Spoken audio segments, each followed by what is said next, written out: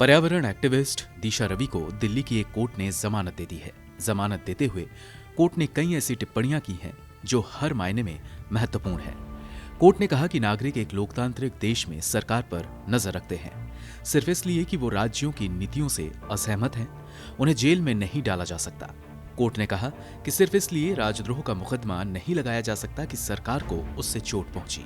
दिशा को जमानत देने के साथ एडिशनल सेशन जज धर्मेंद्र राणा ने कहा, मतभेद, असहमति, अलग विचार, असंतोष, यहाँ तक कि अस्वीकृति राज्य की नीतियों में निष्पक्षता लाने के लिए जरूरी है। एक जागरूक और मुखर नागरिकता एक उदासीन या विनम्र नागरिकता की तुलना में निर्विवाद रूप से एक स्वस्थ और जीवंत लोकतंत्र का संकेत है।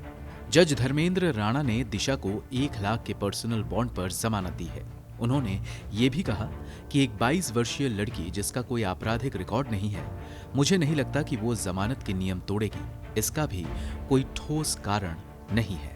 पुलिस का आरोप था कि दिशा रवि टूलकिट गूगल डॉक्यूमेंट की एडिटर है और इस डॉक्यूमेंट को बनाने और इसे शेयर करने में उनकी मुख्य भूमिका है। इसके बाद उन्हें 5 दिनों की न्यायिक हिरासत में भेज दिया गया था। बाद में उनकी हिरासत 3 दिनों के लिए बढ़ा दी गई थी। जज धर्मेंद्र राणा ने कहा कि एक व्हाट्सएप ग्रुप बनाना और कोई हानि न पहुंचाने वाले टूलकिट का एडिटर होना कोई जुर्म नहीं है। उन्होंने कहा कि इस कथित टूलकिट या पोएटिक जस्टिस फाउंडेशन से लिंक को आपत्तिजनक नहीं माना गया, इसलिए सिर्फ व्हाट्सएप ग्रुप पर उन चैट को हटाने जिनका टूलकिट और पीजेएफ से संबंध है, उसका कोई मतलब नहीं रह जाता। जज धर्मेंद्र राणा ने आंदोलन के विदेशी समर्थन को लेकर भी टिप्पणी की। उन्होंने कहा कि कम्युनिकेशन को लेकर कोई भौगोलिक बाधा नहीं है और नागरिक के पास मौलिक अधिकार है कि वो मौजूद साधनों का इस्तेमाल कम्युनिकेशन के लिए कर सकता है। कोर्ट ने कहा कि दिशा का पीजेएफ के खालिस्तानी समर्थक कार्यकर्ताओं से संबंध के कोई सबूत नहीं है।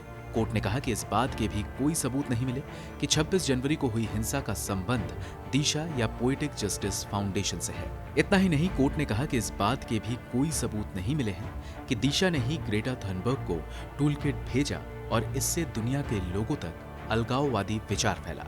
कोर्ट ने माना है कि इस तरह के अपराध में सबूत इकट्ठा करना कितना मुश्किल है। उन्होंने कहा कि इस तथ्य पर कायम है कि जांच अभी शुरुआती दौर में है और पुलिस सबूत इकट्ठा करने की प्रक्रिया में है। जज धर्मेंद्र प्रधान ने कहा कि जांच एजेंसियों ने मौजूदा सबूतों के आधार पर दिशा को गिरफ्तार किया, लेकिन अब महज शक के आधार पर किसी नागरिक की स्वतंत्रता को प्रतिबंधित करने की अनुमति नहीं दी जा सकती। अदालत ने दिशा को निर्देश दिया है कि वो जांच में सहयोग करना जारी रखेंगी और अदालत की अनुमति के बिना वो देश से बाहर नहीं जाएंगी। अदालत ने कहा कि हिंसा में शामिल 100 से ज्यादा लोगों को दिल्ली पुलिस ने गिरफ्तार किया है और उनसे पूछताछ की जा रही है, लेकिन दिशा का संबंध हिंसा के किसी अपराधी के साथ है, इसको अभियोजन पक्ष रिकॉर्ड में नहीं ला पाया है। ब्यूरो रिपोर्ट, गो न्यूज।